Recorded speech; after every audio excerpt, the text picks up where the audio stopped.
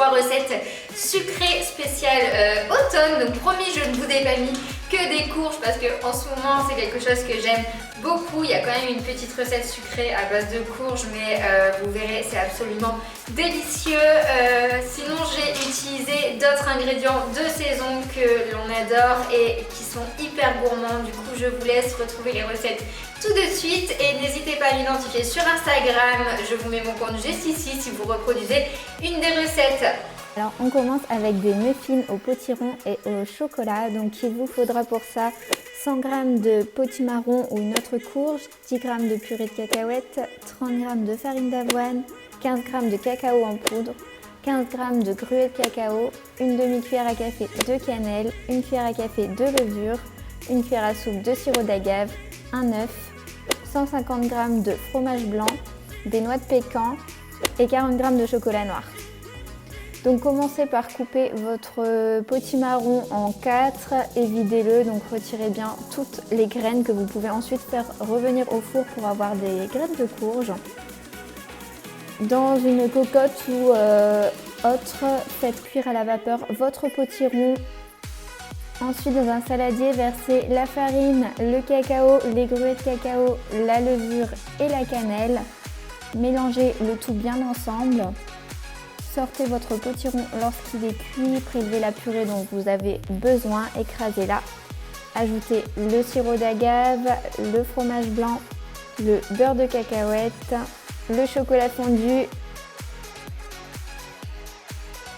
et l'œuf. Mélangez bien le tout et ajoutez la préparation des ingrédients secs. Mélangez à nouveau.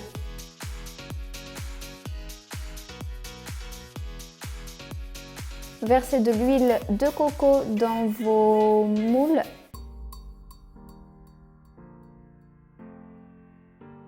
Et puis ajoutez votre préparation à muffins. Déposez quelques noix de pécan sur le dessus.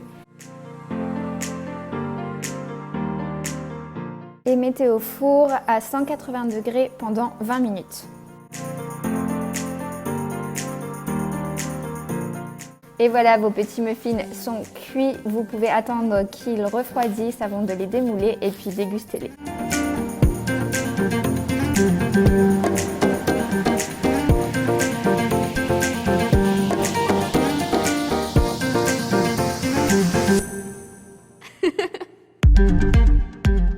Ensuite, nous passons à une recette de pommes au four, donc fourrées au granola. Donc pour ça, il vous faudra une pomme, 25 g de granola, une cuillère à soupe de purée d'amande et une cuillère à café de sirop d'agave. Donc dans un bol, versez votre granola, la purée d'amande et le sirop d'agave. Mélangez bien le tout pour que tout le granola soit bien imbibé. Lavez bien votre pomme et videz-la et formez un trou un peu plus gros pour venir déposer votre préparation de granola. Donc fourrez bien la pomme et faites cuire votre pomme à 180 degrés pendant 30 à 35 minutes.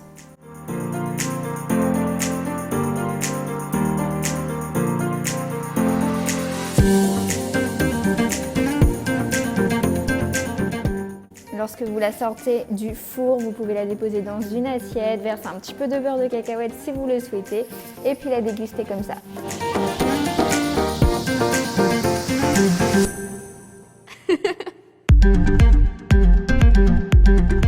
Et pour la dernière recette, nous passons à une recette de samoussa pomme chocolat.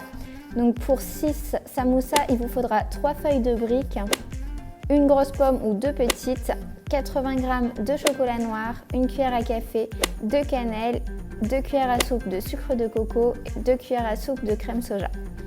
Donc coupez votre pomme, enlevez les pépins, vous pouvez garder la peau si vous le souhaitez, sinon retirez-la.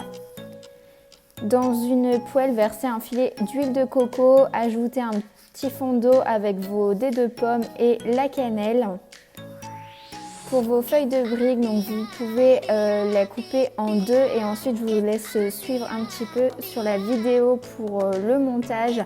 Il ne vous reste plus qu'à déposer votre garniture de pommes en fait sur une partie de la feuille de brique et à les plier comme sur la vidéo.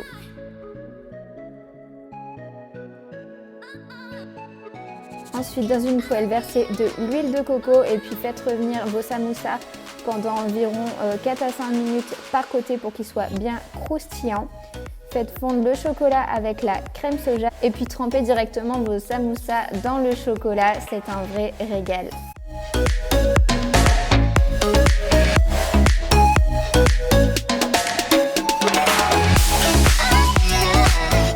Et voilà pour ces 3 recettes sucrées d'automne. J'espère qu'elles vous auront plu, qu'elles vous auront donné des idées.